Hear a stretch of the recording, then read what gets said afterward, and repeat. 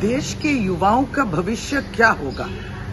केंद्र सरकार के भरोसे देश के युवाओं की भविष्य जो है एकदम उनके सपनों को चूरमार कर दिया है।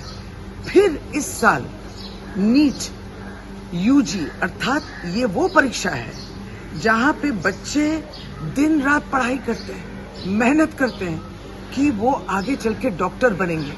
ये डॉक्टर बनने का जो परीक्षा है उसका एंट्रेंस एग्जाम है, पेपर लीक हुआ।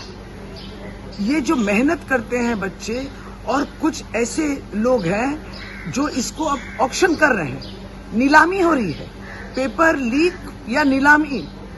तो बच्चों का भविष्य क्या होगा। पिछले साल भी हुआ, पिछले 2 साल में भी ऐसा हुआ है, तब वो पोस्ट ग्रेजुएशन का एग्जाम था। ये लोग डॉक्टरी पढ़ना चाहते हैं। इस साल एनटीए जो है नेशनल टेस्टिंग एजेंसी इसको बहुत सहज भाषा में बोलते हैं कि 3 तारीख मई महीना को हम लोग नहीं कर पा रहे हैं ये परीक्षा।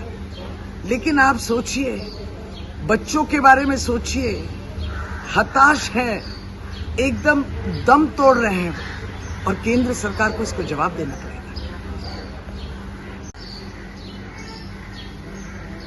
দেশের ভবিষ্যৎটা কি হবে। যুব সম্প্রদায়ের তো চাকরি নেই, একবারই বেকারত্ব যেই জায়গায় ভারতবর্ষে রয়েছে সত্যি প্রত্যেকেই ভাবিয়ে তুলছে।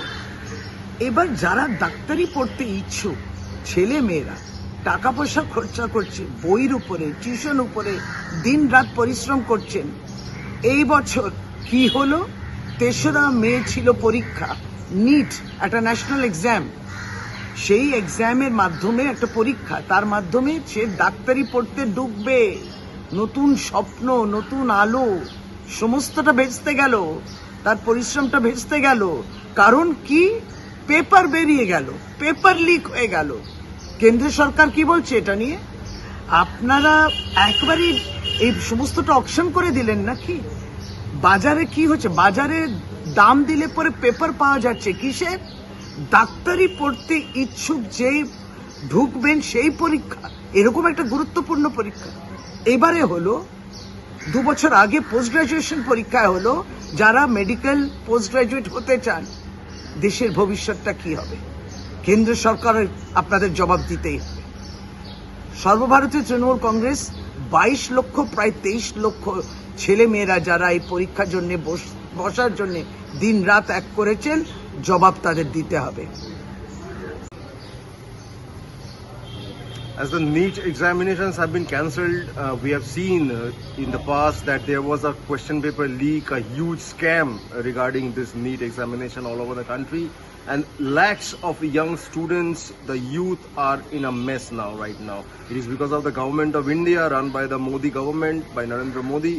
Though youths have been promised jobs, they have been promised hope, they have been promised employment, the education system, the entire education examination system is in a mess because of the rampant corruption that has been cornering around the NEET examination, and this is one of the culminating point of the corrupt government of Narendra Modi.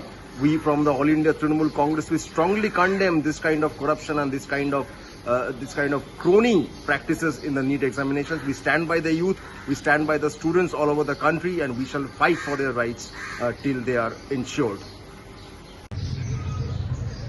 23 লক্ষ যুবক যুবতী, সংখ্যাটা কিন্তু একদমই কম নয়। নিটের জন্য যারা পরীক্ষা দিতে যাচ্ছিলেন, হঠাৎ করেই খবরটা এলো যে পেপার লিক হয়েছে।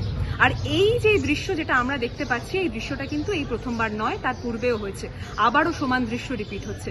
না, একটা প্রশ্ন আমরা সকলে করতে চাই যে ডাবল ইঞ্জিন সরকার যে ওই নিউ জেনারেশন, জেনজি এবং ইউথদের কথা বলে, সেই সব কটা কথাটাই কি জুমলা? এই জিনিসটাই কিন্তু আমাদের সকলের চোখের সামনে উঠে আসছে। তারা প্রত্যেকটা যুবক যুবতী ইউথদের জীবন নিয়ে খেলা করছেন, আর এই খেলাকে আমরা ধিক্কার জানাই। এটার প্রতিবাদ হয়েছে, এটার প্রতিবাদ হবে। এই প্রতিবাদ আমরা সকলে মাঠে নেমে করব, আর বারবার আমাদের কণ্ঠে প্রত্যেকটা যুবক যুবতীর অধিকার নিয়ে সেই লড়াইয়ের আগুন, সেই জিনিসটাও আপনারা দেখতে পাবেন।